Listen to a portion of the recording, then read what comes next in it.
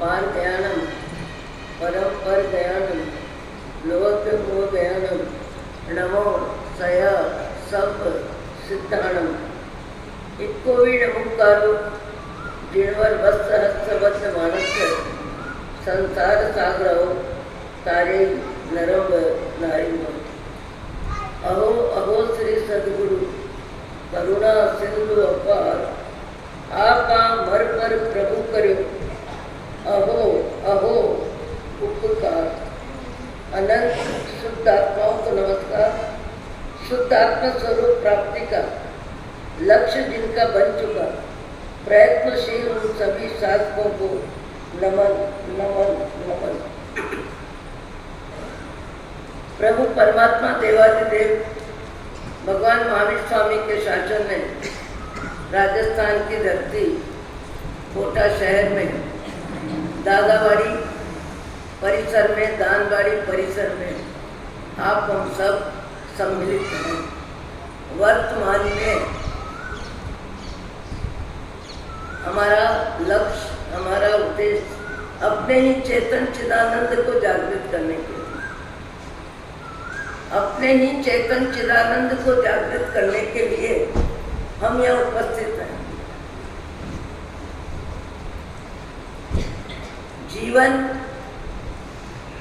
जीवन है जन्म से लेके मृत्यु तक जो जितना समय लेके आता है मनुष्य शरीर में उतने समय ही टिकता है। मनुष्य शरीर में जीने का यदि कोई प्रमाण पत्र है तो आपकी मेरी जानकारी में नहीं है, पर जन्मे तभी जाने का समय कुदरत ने कर्म ने निश्चित कर दिया। और जीवन में जन्म के बाद मृत्यु तक सबके जीवन में अनेक प्रकार की परिस्थितियां आती हैं। परिस्थितियां बदलती है और परिस्थितियां रुलाती भी है, परिस्थितियां हंसाती भी है, परिस्थितियां गमगीन भी बनाती है और परिस्थितियां हर्ष में गुब्बारे की तरह फुलाती हुई है। ये सारी परिस्थितियां जो भी जीवन में आती है स्वयं आत्मा का ही पुरुषार्थ है, आत्मा का ही रागद्वेष है। आत्मा ने ये सारे संसार को खड़ा किया है और खड़ा करने के पीछे दृष्टिकोण है राग और द्वेष। और राग और द्वेष का आधार क्या है? मिथ्यात्व। और मिथ्यात्व का आधार क्या है? शरीर मैं हूँ ऐसी मान्यता। जबकि शरीर हर भाव में माता के गर्भ में बनता है, फिर शरीर बाहर आता है, शरीर बदलता है, सब कुछ बदलता है पर शरीर भी बदलता है। बदलते बदलते बदलते शरीर कितना बदलता है? जो जितना समय लेके आया है, जो जितना आयुष्य लेके आया है, जितने समय जिसे रहना है, वातावरण हर्ष का हो, शोक का हो, जवानी का हो, बुढ़ापे का हो, अनुकूल हो, प्रतिकूल हो, जो जितना समय लेके आता है उतने समय टिकता है। और किसी का भी जाने का समय कभी भी आ जाता है। अभी जैसे 3 दिन पहले ही समाचार मिले थे कि साध्वी आत्मदर्शना जी का परिवार यात्रा करते करते हम तक आ रहे थे और आने से पहले एक उनका पोता बोले मेरी पढ़ाई में रुकता हूँ। एक भाई को भी घर छोड़ा कि इतने बड़े घर में एक बच्चा अकेला रहेगा। और यहाँ आने से पहले बच्चे को भी नहीं पता, बच्चे के माता पिता को भी नहीं पता, किसी को भी नहीं पता। और अपनी जीन से आते आते एक्सीडेंट में 18 वर्ष का लड़का 12वीं कक्षा पास, कॉलेज का कार्यक्रम निश्चित, उसके बाद जीवन की संध्या आ गई। जीवन की संध्या कब आ गई? जीवन अभी बचपन ही बीता है, जवानी में प्रवेश ही हो रहा है और इससे पहले जीवन समाप्त हो गया। कौन कितना समय लेके आया है इसकी किसी को जानकारी नहीं है, पर सुख दुख में उठता गिरता संसार तिरोहित होता, सुख दुख दोनों नाचेंगे है खेल आंख का मन का। पुण्य पाप का झमेला, पुण्य पाप का परिवर्तन, पुण्य पाप की फिल्म हर व्यक्ति के जीवन में आती है। हमने उत्तराध्ययन के 9वें अध्ययन में, 9वीं प्रवर्जा में मदन रेखा का जीवन जो सुन रहे हैं, कहाँ से कहाँ परिवर्तन होता है, कैसे बड़े भाई के मन में मदन रेखा के रंग रूप का असर अति में हो जाता है और अति में होने के बाद बालक भाई को मानता है और भाई की जिंदगी से खेल लेता है। और भाई की जिंदगी से जब खेलता है, उस समय उसकी पत्नी ने जो ज्ञान की बात करी, जो आत्मा की बात करी, भाई पे द्वेष मत करो, मेरे बारे में कुछ मत सोचो, ये सारा विषय अपना हो चुका। और उसके बाद गर्भवती मदन रेखा ने अपने जीवन की सुरक्षा के लिए जंगल में घूमते घूमते एक नदी के किनारे पेड़ की ओट में बच्चे को जन्म दिया। और वो बच्चा भी अपने भाग्य से पद्मरथ राजा के वहां पहुंच गया, शिलापट पे सुलाया था। और फिर खुद के जीवन में ऐसी परिस्थिति बनी कि उछाल दिया। किसने उछाल दिया? हाथी ने। और किसी विद्याधर के विमान में चली गई। और उसके बाद फिर योग बना। विद्याधर से पूछा, आप कहाँ जा रहे हैं? कि नंदीश्वर द्वीप, मेरे पिता श्री मुनि हैं, उनके मुनि के दर्शन करने जा रहा हूँ। फिर उसको शांति हुई, मन को चैन मिला कि जहाँ जा रहे हैं वो वातावरण बहुत अच्छा है। वातावरण बहुत अच्छा है। वातावरण व्यक्ति को बनाता भी है, वातावरण व्यक्ति को बदलता भी है, वातावरण से व्यक्ति बहुत कुछ जीवन में सीखता भी है, ऊंचाई भी बढ़ाता है, हल्कापन भी बढ़ाता है। जैसे जिसको संगति मिल जाती है और जिसमें जिसका मन लग जाता है, वैसे उसके जीवन में परिवर्तन होता रहता है।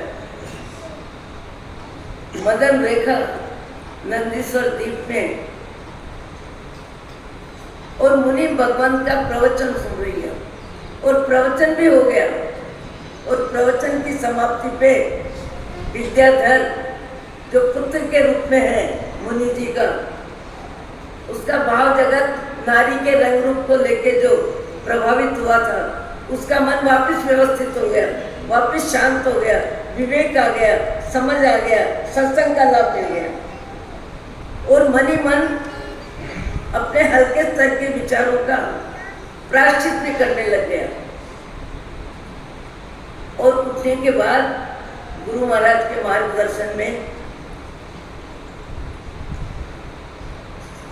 साध्वी नहीं, श्राविका कहें, कुछ भी कहें, मदन रेखा के सामने पश्चाताप के साथ अपने भाव जगत के कालुष्य को प्रकट कर दिया और कहा, जो भी मेरे भाव बदले, जो भी बिगड़े, जो भी हल्के हुए, गुरु महाराज की कृपा से मेरे भाव वापिस यथावत व्यवस्थित जैसे होने चाहिए वैसे हो गए। अब ऐसे समय में देव गति से एक अद्भुत चमकता हुआ देव आता है और आके सबसे पहले नमन करता है, नमस्कार करता है। किसको नमस्कार करता है? मदन रेखा को नमस्कार करता है। पूरी सभा बैठी है और गुरु महाराज को वंदन करने से पहले आने वाला देव नमस्कार करता है मदन रेखा को। सब चौंक गए। कुछ अनुचित होता है तो अटपटा लगता है और अपने ज्ञान का, अपनी जानकारी का व्यक्ति के विचारों में भाव आ जाता है, ये क्या हुआ, ये क्या हुआ। गुरु महाराज ने सभा का संशय निवारण किया और कहा, यह मणिरथ राजा का भाई युग बाबू है, जिसकी आत्मा को अंत समय, मृत्यु के समय भाव परिवर्तन में मदन रेखा ने अपने स्वार्थ के विचार को छोड़ के, भाई के द्वेष को विचार के छुड़ा के और अपने आप में शांति का पाठ मिले, ऐसे उद्गार, ऐसे शब्द, ऐसी समझ का उपयोग किया और उस उपयोग में युग बाहु का मन लग गया और गति सुधर गई। जहाँ नरक तिरंज की गति मिलती वहाँ देव गति मिल गई। ये देव गति से देव आया है और इसीलिए आया है कि उपकारी को पहले नमस्कार करना। आप सबकी हलचल जो है अपनी जगह है, पर मुझे जानकारी है कि आने वाला देव नमस्कार सबसे पहले किसको कर रहा है?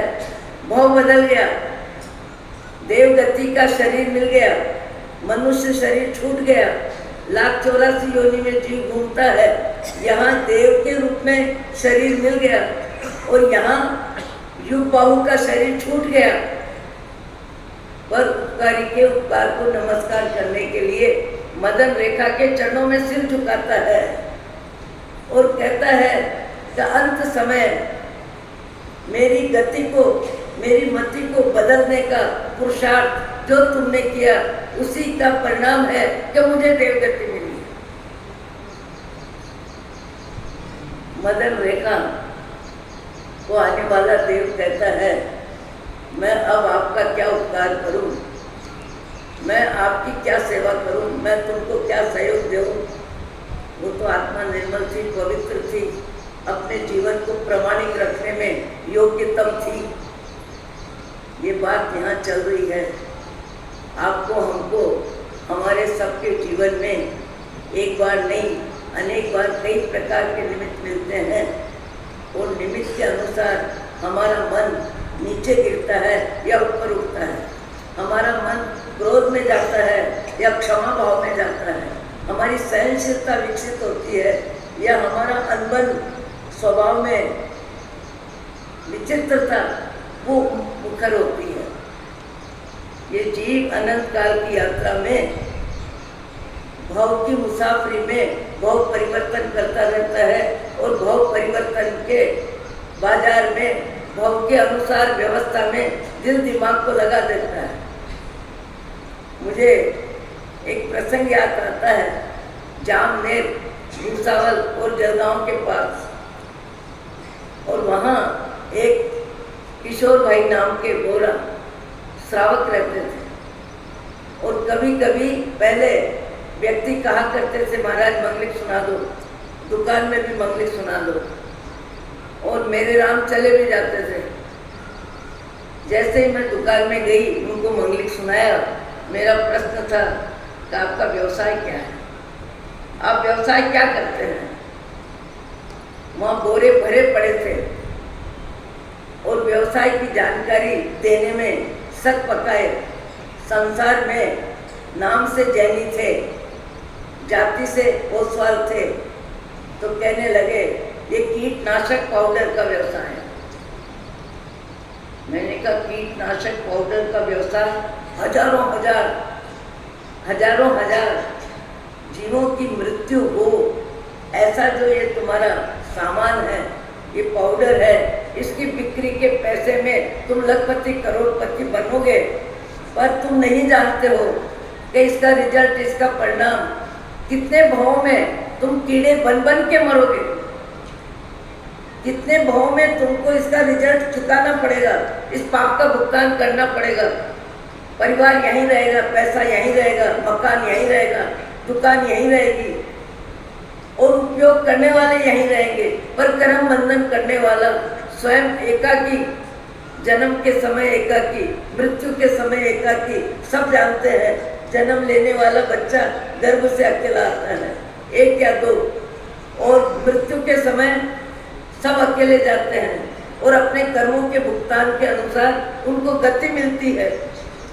मैंने कहा भैया जीवन है, जीवन की जरूरत है और अर्थव्यवस्था, परिवार चलाने के लिए, घर चलाने के लिए, जीवन जीने के लिए सबसे जरूरी पॉइंट है, इसमें कहीं दो मत नहीं है। पर व्यवसाय भी कैसा हो, व्यवसाय का रिजल्ट क्या हो, हमारी दुर्गति हो ऐसा रिजल्ट यदि है तो व्यक्ति को सोचना चाहिए। पुरुषार्थ सफल होता है भाग्य से और भाग्य अनुकूल होता है तो व्यक्ति को सफलता मिलती है, सब जगह मिलती है। मैंने उनको कहा भैया ये आपका व्यवसाय उचित नहीं है। पता नहीं उस व्यक्ति को बात लगी, समझ में आ गई, संस्कार अच्छे थे, विचार अच्छे थे, उनकी भावी अच्छी थी, और पूरा करोड़ों का 1-2 करोड़ का व्यवसाय को ताला बंद करके दुकान खत्म करी।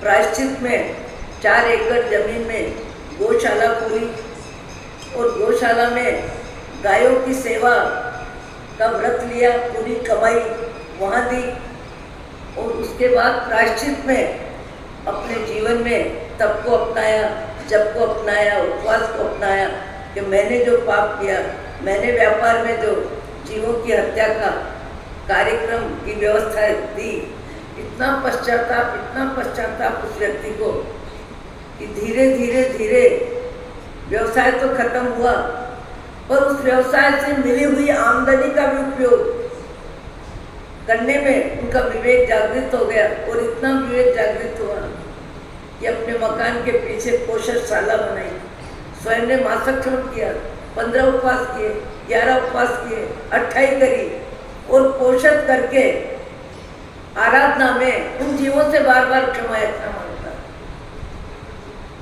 भाव जगत बदला, इतना बदला। व्यक्ति का भाव जगत कब बदलता है, कितना बदलता है, कैसे बदलता है? रोज में भाव जगत बदलता है, आप हम सब जानते हैं। कोई प्रतिकूल शब्द मिला नहीं, प्रतिकूल व्यवहार हुआ नहीं, चाहे अर्थ हानि हो, चाहे मान हानि हो, चाहे सुविधा की हानि हो, चाहे सम्मान की हानि हो, या संबंधों में शब्दों में कड़वाहट आए, किसी भी निमित्त को लेके व्यक्ति का भाव जगत बदलता है, और बदलते हुए भाव जगत में हल्कापन आता है या ऊंचापन आता है। भाव में ईर्ष्या आती है या द्वेष आता है या क्रोध आता है या भक्ति आती है या वंदन के भाव आते हैं या नमन के भाव आते हैं, या भावों ही भावों में ऊंचा व्यक्ति चढ़ता है कि नीचे गिरता है। ये मनुष्य भाव है। पशु गति में जीव के पास बौद्धिक क्षमता नहीं है, केवल शारीरिक जिंदगी तक ही बौद्धिक क्षमता है, इससे अधिक क्षमता नहीं है। आज जड़ जगत में बौद्धिक स्तर का रिजल्ट है, चमत्कार है कि वैज्ञानिक साधनों में पूरे विश्व को हिला दिया, पूरे विश्व को समेट दिया, और जड़ जगत में इतनी व्यवस्थाएं हो गई। 1 मिनट में जो कार्य कई दिनों में होता था, जो कार्य 1-2 घंटे 10-5 घंटे में होता था। अभी मैंने किसी को कहा कि भैया वो व्यक्ति बहुत अच्छे थे, वो चले गए, हमको उनकी संवेदना में चिट्ठी भेजना है। हाँ महाराज, मैंने कहा भैया कल उनका ये कार्यक्रम है दिए का, तो चिट्ठी भेजनी है। अभी चल जाएगी महाराज। मैंने कहा कैसे चल जाएगी? कि आप तो लिखित में चिट्ठी दे दो, मैं अभी पहुँचा देता हूँ। आधा मिनट में चिट्ठी पहुँच गई। कहाँ से कहाँ विज्ञान ने विकास किया है, पर विज्ञान धनो अयम आत्मा। किसी पशु ने विज्ञान का भी आविष्कार नहीं किया, किसी पशु ने नहीं किया, किसी देव ने नहीं किया, चलते फिरते इंसान ने किया है। और इंसान की बौद्धिक क्षमता है, और ये बौद्धिक क्षमता अनंत ज्ञान है, और अनंत ज्ञान पर पदार्थों के विकास में, परिवार के विकास में, समाज के विकास में, धन धरती के विकास में, अपनी शारीरिक मानसिक नाम की, सुविधा की, साधनों की, प्रसिद्धि की, प्रशंसा की व्यवस्था में व्यक्ति अपने दिल दिमाग को कितना लगाता है। मेरे मन को मैं ही जानूं या जाने तो मेरा राम। जीवन मिला, पशु को शारीरिक जिंदगी से ज्यादा बुद्धि नहीं मिली, मनुष्य को ही बुद्धि मिली है। और इतनी बुद्धि मिली है कि वो आत्मा से परमात्मा तक की यात्रा प्रारंभ कर सकता है। त्रियंच गति से सदा के लिए छुट्टी ले सकता है, नरक गति के द्वार बंद कर सकता है। देव मनुष्य 2 गति में घूमते घूमते अपनी शुद्ध अवस्था, सिद्ध अवस्था, अरिहंत अवस्था, सदा के लिए आत्मा में रमणता का स्तर प्राप्त कर सकता है। ऐसी शक्ति मनुष्य में है। ऐसी शक्ति केवल मनुष्य भाव में, व्यक्ति में है। देवावी तम नमन संति, बार बार बोलते हैं 10वें कालिका पहला सूत्र देवावी तम नमम संति जसदम में सयामणो, जिसमें करुणा है, जिसमें विवेक है, जिसमें क्षमा है, सहनशीलता है, परोपकार में रुचि है, अपनी जिंदगी में मोह के संस्कारों को जो छोड़ता जाता है और परोपकार में अपने तन मन धन की शक्ति लगाता जाता है, सामान्य व्यक्ति सबसे ज्यादा महत्व अपने शरीर को देता है। फिर शरीर को, शरीर के पति, शरीर का बेटा, शरीर का परिवार, परिवार में जितना मोह जिसके प्रति है उसके लिए व्यक्ति क्या होता है, समर्पित होता है, समर्पित होता है, अपने से ज्यादा दूसरों की जरूरत में ध्यान देता है। पर ऐसे भी व्यक्ति संसार में होते हैं जिनको पाप का भुगतान पशु गति में करना पड़ता है, जिनको पाप का भुगतान मार खा के करना पड़ता है, जिनको पाप का भुगतान वजन ढोके करना पड़ता है, जिनको पाप का भुगतान भूख प्यास सहन करके करना पड़ता है। तप और त्याग तो मनुष्य जीवन में है। जिनको पाप का भुगतान धूप और छाया, धूप में करना पड़ता है, छाया नहीं मिलती है। पाप का भुगतान बहुत भारी है। पाप की कमाई करने में मनुष्य भाव में व्यक्ति धन, धरती, सत्ता, संपत्ति, पद और पैसा, शारीरिक मोह, शारीरिक जिंदगी को सजाना, शारीरिक जिंदगी को देखने लायक बनाना, शारीरिक जिंदगी को सर्वोपरि महत्व देना, ये मनुष्य की मनुष्यता में करुणा की कमी है, परोपकार की रुचि कमी है, सद्गुणों की कमी है, समभाव नहीं है, क्षमा भाव नहीं है, दया भाव नहीं है, करुणा भाव नहीं है। जो सद्गुणों की संपन्नता होनी चाहिए, वो जिस व्यक्ति में जितने सद्गुण है उतना ही व्यक्ति का व्यक्तित्व का विकास होता है। हमको जिंदगी में सब तरह के अनुभव मिलते हैं। पदयात्री होने के नाते झोंपड़ी में भी रुकते हैं, महल में भी रुकते हैं। आप 2-4 मकान में जिंदगी निकाली होगी, हमने हजारों मकान बदल लिए, हजारों मकान बदल लिए, कोठी भी देख ली, कांच का महल भी देख लिया, चांदी की बग्गी भी देख ली लोगों के घरों में, और झोंपड़ी में भी रुक गए, स्कूल में भी रुक गए। और कौन सा होता है, गेस्ट हाउस नहीं, उसके अलावा भी रिसोर्ट, फार्म हाउस। तो अभी पैसे का प्रदर्शन बहुत जगह देखने को मिलता है। पैसे को सुरक्षित रखना और सरकार से काफी हद तक बचाना, टैक्स, ग्राम पंचायत में बहुत बार होता है। और कभी कभी 2 महीने के बाद स्कूल खुलता है, उससे पहले जिस स्कूल के कमरे में चमगादड़ घूमते हैं वहाँ भी रुकते हैं। हमारे साथ वाले एक तगारी भर के मिट्टी निकालते हैं। 2 महीने से स्कूल बंद है, वहाँ भी रुकते हैं। पर रुकने का सब जगह सहजता रहती है। क्या करना है हमको, क्या करना है हमको, तो कल सवेरे चले जाना है। अभी परसों मेरे को किसी ने कहा, खास करके जयपुर से जो आए थे विमल चंद जी सुराना, उन्होंने कहा आपको यहाँ हवा प्रकाश की जगह अच्छी मिली है। इनके कार्यकर्ताओं को भी कहा आपका यहाँ का बाग बगीचा का माहौल बहुत सुंदर है, आपको जगह बहुत अच्छी मिली है। मैंने कहा हमको क्या करना, 5 महीने हुए और हम तो चल देंगे, जो जाने जिसकी जिंदगी जगह जाने, हमको क्या करना। साधु को सबसे ज्यादा लाभ यह है कि जहाँ भी जाता है, जो भी मिलता है, जैसा भी मिलता है, उसका एक ही विचार रहता है, अपना क्या लेना देना, अपने को क्या करना, अपने को क्या करना। क्योंकि संसार में किसी मकान के साथ अपनापन होता ही नहीं, अपनापन होता ही नहीं। रंग के साथ, रूप के साथ, गंध के साथ, स्पर्श के साथ अपनापन होता ही नहीं। अपनापन होता है अपनी जीवन की पवित्रता, अपने जीवन की प्रामाणिकता, अपने जीवन की सादगी, और जीवन में अच्छे सद्गुण बढ़ाते जाना और दुर्गुणों को भीतर में, भावों से खदेड़ते जाना। दुर्गुणों को खदेड़ते जाना और सद्गुणों को बढ़ाते जाना, यही जीवन का सार है। इसी में मनुष्यता है। बाकी व्यक्ति कितना भी बड़ा हो जाए, कितना भी पढ़ लिख के आगे बढ़ जाए, कितनी भी संपत्ति हो, कितना भी पैसा हो, कितना भी मान सम्मान हो, और ज्ञानियों की दृष्टि में दया पात्र है। दया पात्र क्यों है?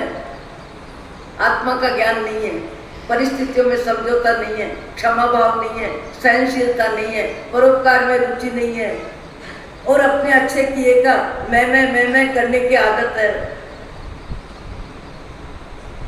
अपने आप को जांचने के लिए मनुष्य को मिला है, और कभी कभी पशु गति भी हमें बहुत कुछ शिक्षा देती है।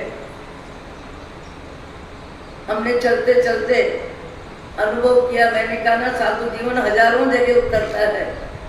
एक चीन में उतरे, कपास की चीन, कपास की फैक्ट्री, वहाँ 2 बैल, एक गाड़ी में कपास की 8 गांठें, कपास की 8 गांठें, एक गांठ 50 किलो वजन की, और 8 गांठ लेके आ रहा है, 8 गांठ लेके आ रहा है। ऊपर एक आदमी और बैठ गया है, और हाथ में रस्सा और ले लिया। देखो, आत्मा जो अभी मेरी आत्मा है, आपकी आत्मा, आत्मा वैसी है। आत्मा में फर्क नहीं है, आत्मा के कर्मों में फर्क है। जैसे तैसे पांव घसीटते हुए आ रहे हैं।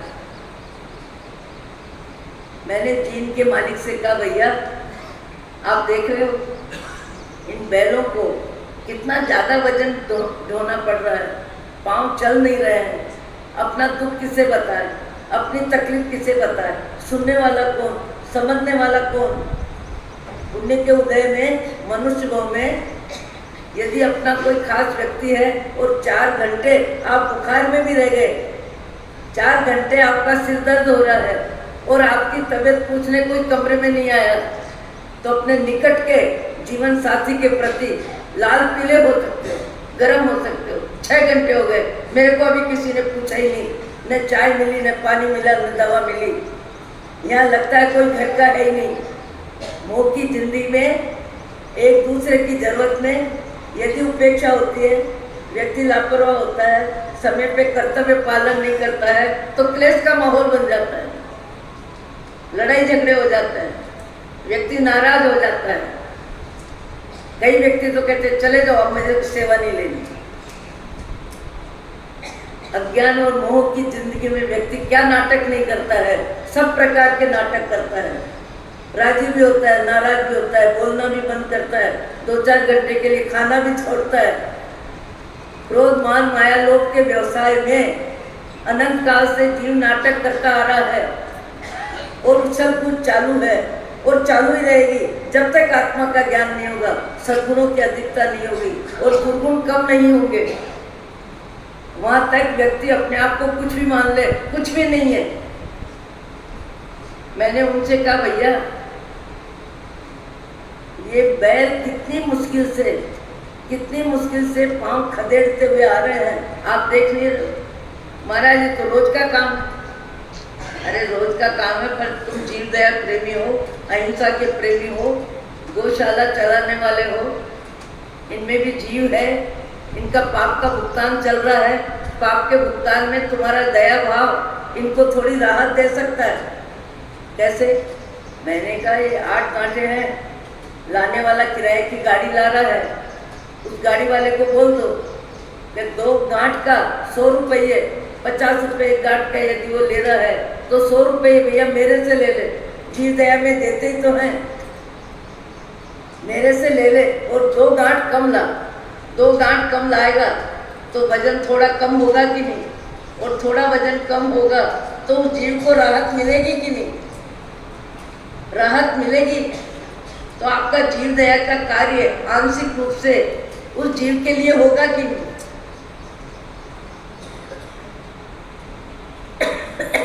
कभी कभी, अभी तो शायद नहीं है, पहले मैंने पालित्रा में देखा, एक घोड़ा गाड़ी है और 3 व्यक्ति चढ़ गए हैं, एक की व्यवस्था और है, और तांगे वाले को पूछते हैं कि हम 5 ही बैठ जाएं। हाँ बाबूजी पैसे दे देना, बैठ जाओ। अरे उस तांगा घोड़ी की कितनी ताकत है चलाने में, कितना वजन है, 3-4 का वजन उठा सकती है। 5 व्यक्ति बैठ गए। मैंने कहा भैया, मैं भी वहीं खड़ी थी पास में, मैंने कहा तुमने पैसे लेने वाले तांगा चलाने वाले से पूछा, पर घोड़ी के जीव से पूछा क्या कि इतना वजन तुमसे सहन होगा कि नहीं, और तुम्हारे में जीव दया होगी, दूसरे जीवों के प्रति करुणा होगी, आत्मीयता का विस्तार होगा, तो 2 तांगे करके 6 आदमियों तो 3-3 हो जाओगे, एक में 2 एक में 3, भंडार में पैसे डालते हो, तो वो भंडार का ही कार्य है, उन जीवों को साता देना भी। महाराज हमने सोचा ही नहीं, बेसुध जो अपने सुख में जिनकी है सुप्त व्यथाएं, अवकाश भला है किनको सुनने की करूं कथाएं। ये भी एक कविता है मैथिली शरण गुप्त या जयशंकर प्रसाद की। सुख दुख में उठता गिरता संसार तिरोहित होता, सुख दुख दोनों नाचेंगे है खेल आंख का मन का। कोई कितना भी महान हो, नेता विश्व विजेता, अंत काल में अंत तक उसको भी परास्त कर देता। उदय अस्त उत्थान पतन क्रम चलता नित्य नियति का, अतिक्रमण कर सका को इस निश्चित काल प्रगति का। उन बैलों के बारे में मैं उस व्यक्ति से जब बोली, हमारा रोज का काम है, मैं कहा तुम्हारे घट में दया नहीं है, तुम्हारे प्राणों में दूसरे के दुख में कंपन नहीं होता है। कई व्यक्ति की भाषा भी ऐसी होती है, कभी किसी को दुख पहुंचा दे, कभी किसी को मानसिक खेद हो जाए, कभी किसी को मानसिक तकलीफ हो जाए। कई व्यक्तियों के व्यवहार में शब्दों का असर इतना होता है, क्रोध आ जाता है, अहंकार आ जाता है, मन दुखी हो जाता है। कई बहनें तो रोटी छोड़ देती हैं, कईयों के आंसू निकल जाते हैं। मैंने उन बैलों से पूछा कहाँ कर्म बांधे, कितने कर्म बांधे, किनके लिए कर्म बांधे। कहीं ऐसा तो नहीं है जिनके लिए कर्म बांधे, जिनको धन छोड़ के आए, मकान छोड़ के आए, दुकान छोड़ के आए, वो कहीं कार में घूम रहे हैं, फ्लैट में बैठे हैं, बंगले में बैठे हैं, और तुम कर्मों का भुगतान बैलगाड़ी के रूप में बैल का जीव बन के ये दुख भोग रहे हो। ये कर्मों का भुगतान कैसे हो रहा है, क्या हो रहा है। मुझे बैलों ने कहा कि महाराज आप करके क्या कर सकते हो, थोड़ी देर के लिए मालिक को बोल के मार से बचा सकते हो, थोड़ा सा घास डलवा सकते हो, पानी डलवा सकते हो। बैल के शरीर में कब तक जीना है, ये कर्म बंधन हमने किए हैं, और उस कर्म का भुगतान हमको करना है। आप क्या करोगे, आप क्या कर सकते हो। जिसके कर्म का भुगतान जिसे ही करना होता है। एक 3 बरस का बच्चा 3 बुखार में तड़फ रहा है और माँ मोह के आंसू गिरा रही है, रात्रि भर जग रही है, पर बच्चे का बुखार अपने शरीर में लेने की ताकत नहीं है माँ की। जाने वाले को कोई बचा नहीं सकता है, और रहने वाले को असत्ता वेदनी का उदय हो तो कोई रवाना भी नहीं कर सकता है। मैंने अपने जीवन में ऐसे व्यक्ति देखे, 8 वर्ष से कोमा में है, 10 वर्ष से मति की गति खत्म है, न बेटे को पहचाने, न पोते को पहचाने, न मकान को, न कपड़े को, न दुकान को। परिवार कहता है माँ माँ माँ, माँ जानती नहीं कौन है, पर मरना हाथ पे नहीं है। इसी शरीर से कर्मों का भुगतान करना है, और 85 वर्ष की आयु है। परिवार में सुख शांति है, पैसा है, हरा भरा परिवार है, पर वो जड़ सूख के एक तरफ बैठी है, केवल नली से। ये डॉक्टर साहब बैठे, पूछो नली से कुछ दे रहे हैं। पाप का भुगतान जिसको ही करना पड़ता है। कर्म बंधन में 1000 निमित्त मिल सकते हैं, कर्म के भुगतान में स्वयं अपने को ही भुगतान करना पड़ता है, खुद को ही करना पड़ता है। ये सावचेती जिसे आती है, वो सबसे ज्यादा कर्म बंधन से बचने में अपने मन को विवेक से समझाता है, परिस्थितियों से प्रभावित नहीं होता, क्रोध के वातावरण में क्रोध नहीं करता, ईर्ष्या के वातावरण में ईर्ष्या नहीं करता, पाप के भुगतान में मन को ग्लानि में नहीं होने देता। परिस्थिति को झेलने की ताकत आती है सत्संग से, परिस्थिति को झेलने की ताकत आती है सत ज्ञान से, सत साहित्य से, महापुरुषों के जीवन से और ऊंचे अच्छे जीवन जीने वालों के जीवन से भी हमको बहुत कुछ शिक्षा मिलती है। मुझे पदयात्रा में ऐसे ऐसे व्यक्ति मिलते हैं, क्योंकि साधु की पदयात्रा पांव से चल के चलते हैं, हर गांव में उनका संपर्क हो जाता है। कार से जाने वाले तो 10-20 गांव का पार हो जाता है। ऐसी ऐसी क्वालिटी के लोग मिलते हैं जिन व्यक्तियों का जीवन देख करके प्रेरणा भी मिलती है, दुख भी होता है, असत्ता का भोग कैसे कर रहे हैं, परिवार की उपेक्षा भी देखने को आती है और परिवार की व्यवस्था भी देखने को मिलती है। ऐसे कई रोगी मिलते हैं जिनका परिवार उनकी सेवा में पूरा सक्रिय है, पूरा सजग है, हर समय उनको अपने रोगी की जरूरत का ध्यान है। ऐसे भी व्यक्ति देखने को मिलते हैं, ऐसे भी व्यक्ति देखने को मिलते हैं। क्या नारी और क्या पुरुष रोगी सेवा को प्राथमिकता देते हैं और रोगी सेवा को भगवान महावीर कहते हैं जो ग्लान की सेवा करता है वो मेरी सेवा करता है,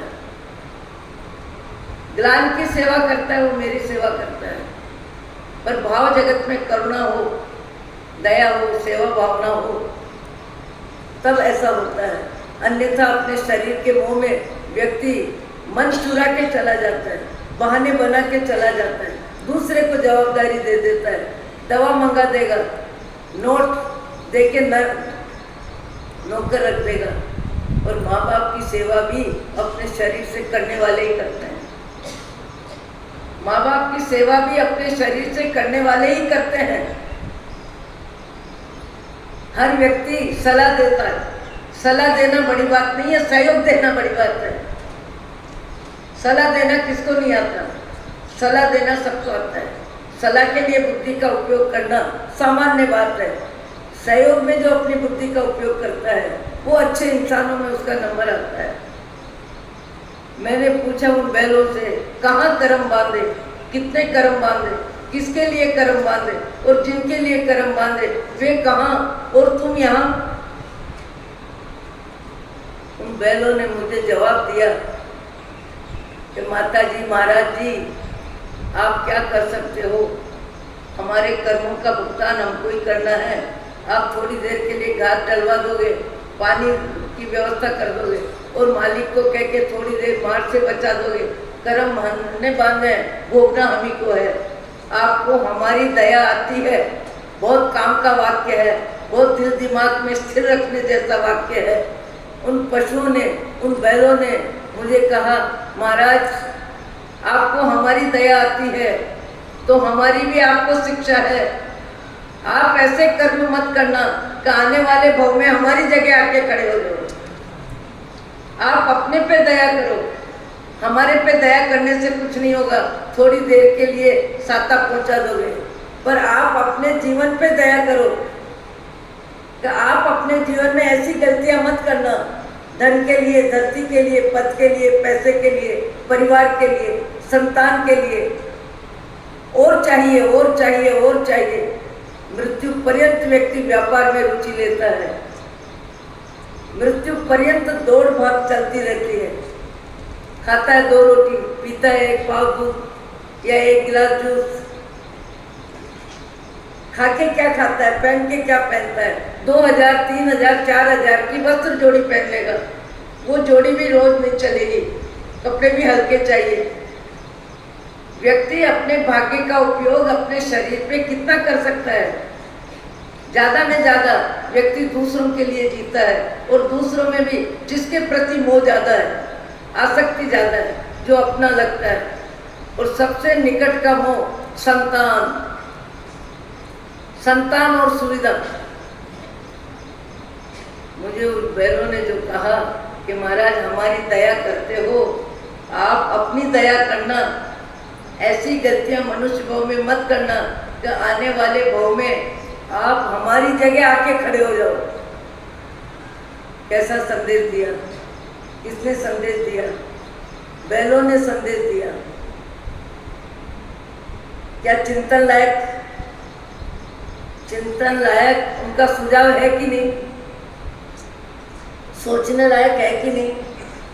अपन थोड़े थोड़े निमित्तों में, कभी मोह में, कभी अधिकार में, कभी धन में, कभी धरती में, कभी वस्तु में, किसी भी निमित्त को लेके कभी भी अपना भाव बिगाड़ लेते हैं, अपने भाव बिगाड़ लेते हैं। एक बहन के हाथ से दही का कटोरा गिर गया, आधा किलो 1 किलो दही था, अधिकार की सीट पे जिसका नंबर है महिला का, उसका बोलना चालू हुआ। दूसरों की गलती हमें ज्यादा समझ में आती है, अपनी गलती पानी की तरह पीते हैं, और अपनी गलती कोई बता दे और जो अपने आप को कुछ मानता है वो तो चौंक जाएगा, चिढ़ जाएगा और आप पे ही बर्फ पड़ेगा।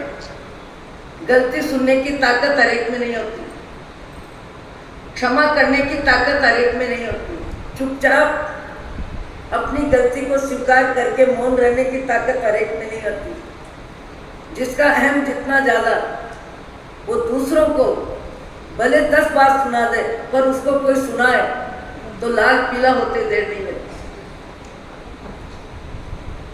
मेरे मन को मैं ही जानूं या जाने तू मेरा राम।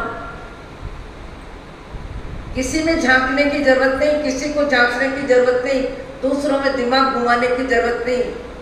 मेरा मन कहाँ भगवान के लायक है, कहाँ संत के लायक है। संत बाना मेरा अलग बात है, संत जीवन अलग बात होती है। संत का जीवन सत्य का जीवन होता है, परमात्मा के निकट का जीवन होता है। आपका हमारा जीवन मोह माया की जिंदगी में व्यस्त है, कभी त्रस्त है और कभी मस्त है, स्वस्थ कभी नहीं होता, स्वस्थ कभी नहीं होता। वो बा साहब बैठे थे बड़ी उम्र के, वो बा साहब ने कहा, सेठानी पत्नी होगी शायद उनकी, सेठानी जी तुमको दही गिर गया, कीमत का मोह आ गया, इसका उपयोग व्यक्ति के खाने में नहीं हुआ। दही को लेके तुम्हारा मन इतना ज्यादा क्रोध में आ गया, अशांति में आ गया, और 4 बहू को तुम बात सुना रहे हो, बहू बेटी जो भी थी। वो बा साहब कहते हैं, दही तो फिर बाजार से आ जाएगा, दही तो फिर बाजार से आ जाएगा, पर तुम जितने आप भाव बिगाड़ रहे हो, इन भावों से यदि तुम तिर्यंच गति में जाके गिरोगे धड़ाम, तो कब ऊपर आओगे? तिर्यंच गति में जाके गिरोगे तो कब ऊपर आओगे?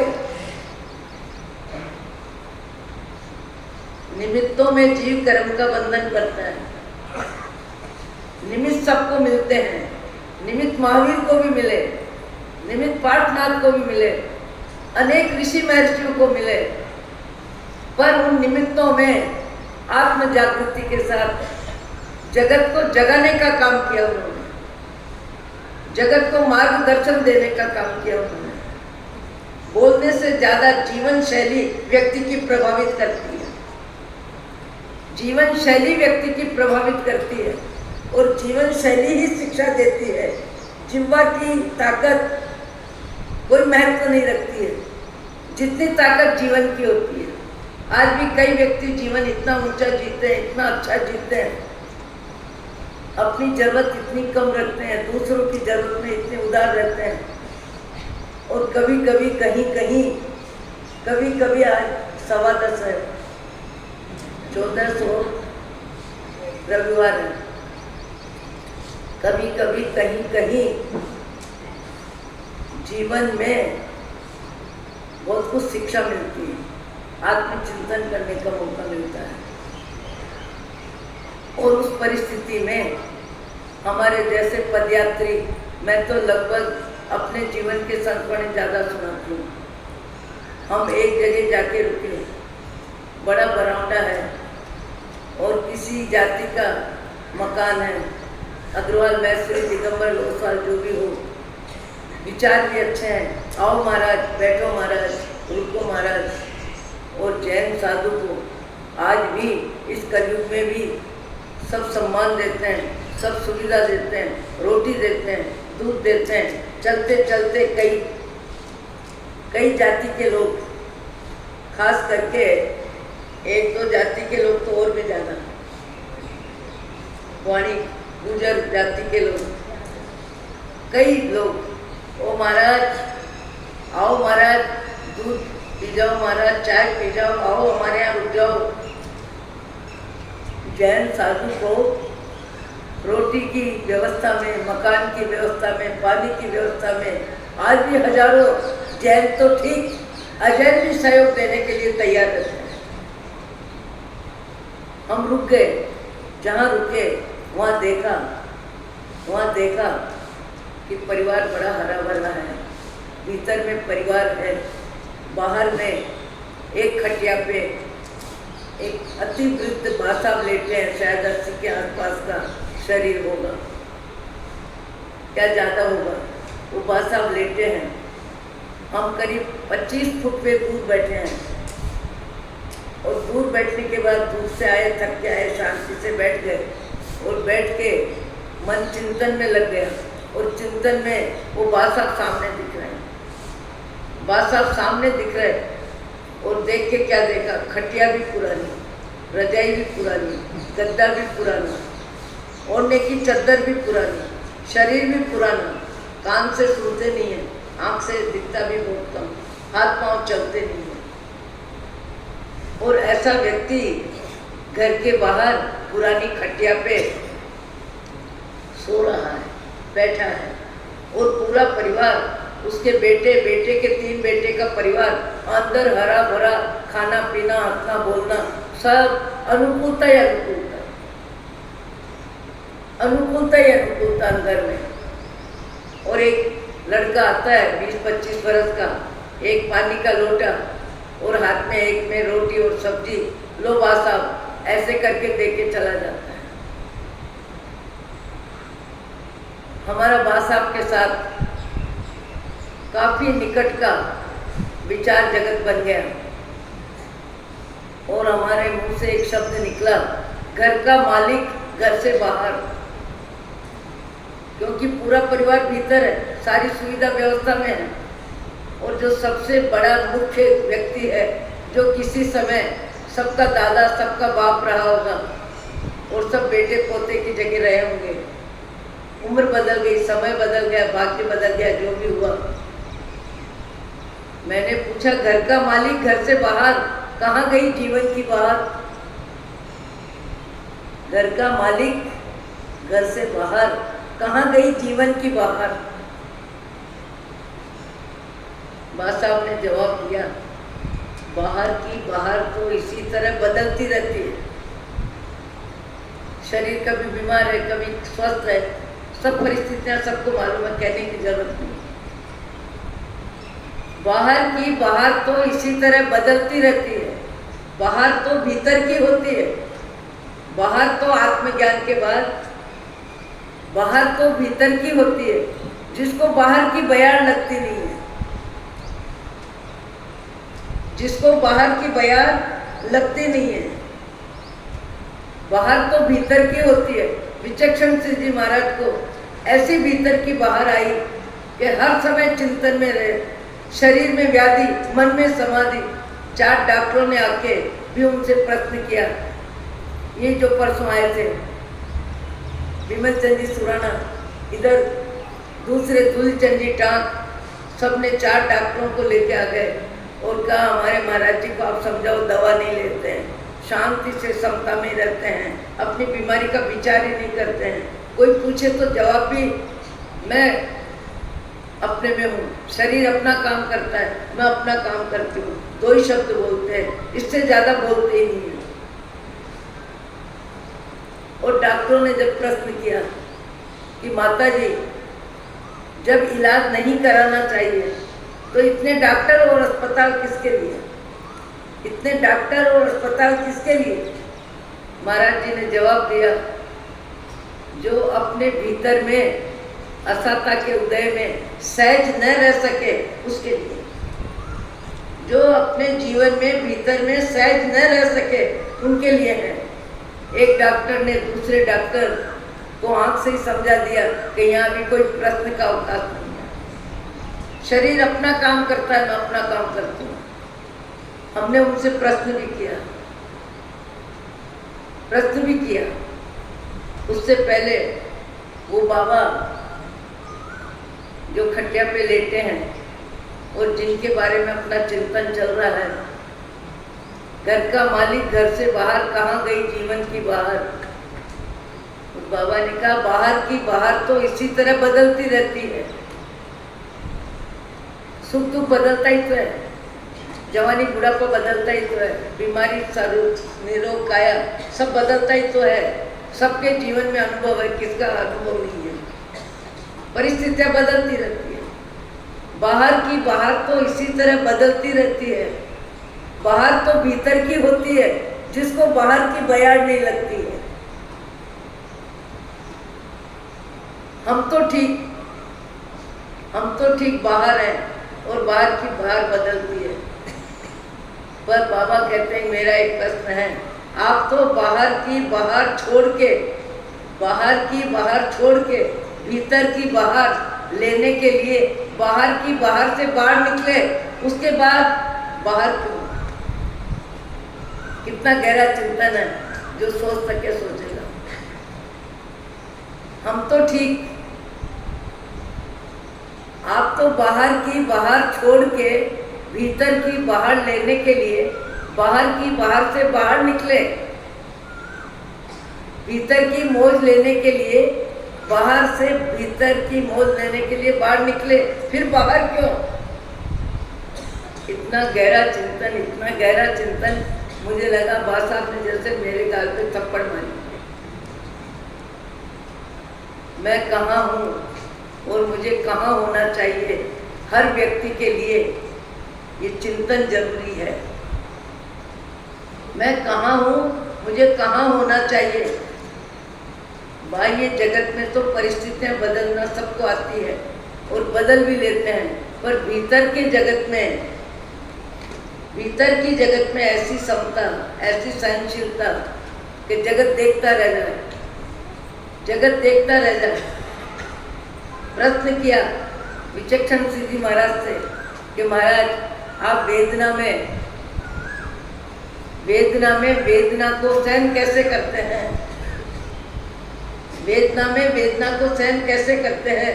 महाराज जी ने जवाब दिया कि एक फोड़ा है और फोड़े में पस पड़ गया और पस पड़ने के बाद उसमें खुलन है और आपका मन बार बार वहीं जा रहा है। जब व्यक्ति शरीर से स्वस्थ होता है और मन से प्रसन्न होता है, जीवन में अधिक अनुकूलताएं होती है, तो उसका मन दुनिया में घूमता है। पर जब बीमारी आती है तब लगभग व्यक्ति का मन शरीर में ही घूमता है। न खाना स्वादता है, न पहनना स्वादता है, न बोलना स्वादता है। ज़्यादा बीमारी आने पर तो ऐसा ही होता है। तो महाराज जी ने कहा कि उस पस में कुलन है तो आपका बार बार ध्यान कहाँ जा रहा है? उसी कुलन में जा रहा है। फिर मान लो आप चलते चलते सीढ़ी चूक गए और नीचे गिर गए, पाँव में फ्रैक्चर हो गया, फिर आपका ध्यान कहाँ जाएगा? बोले फ्रैक्चर में जाएगा। जब फ्रैक्चर में जाएगा तो फोड़ा ठीक हो गया क्या? फोड़ा ठीक नहीं हुआ, मन बदल गया। मन फोड़े से उठ के ज़्यादा तकलीफ में पाँव की हड्डी के फ्रैक्चर में चला गया। बोले ऐसे ही हम भगवान की वेदना से मन को हटा के भगवान की वंदना में लगाते हैं। ये लगाना आसान नहीं है। संसार में मन बदलना तो सबको आता है। फिर महाराज जी को कहा, महाराज जी बात समझ में नहीं आ रही है कि ये बात तो समझ उसे ही आएगी जो प्रभु कृपा से, गुरु कृपा से अध्यात्म यात्रा में जो अपने आत्मा के निकट रहता है, उसको शरीर अपने से भिन्न लगता है। महाराज फिर भी कुछ उदाहरण दो। तो महाराज ने कहा, माँ ऊपर रोटी बना रही है और बेटा नीचे दुकान में बैठा है और बेटा कहता है माँ मेरे को भूख लगी है, टाइम हो गया, ऊपर आ जाओ, रोटी तैयार है। हाँ बेटा रोटी तैयार है, आ जा। और थाली लगा दी और कह आजा, थाली लग गई। बेटा कहता है अभी तो मैं 15 मिनट मान नहीं आ पाऊंगा। अरे तूने अभी तो कहा मैंने थाली लगा दी। नहीं, मुझे एक ग्राहक 10,000 का मुनाफा देने वाला मिल गया।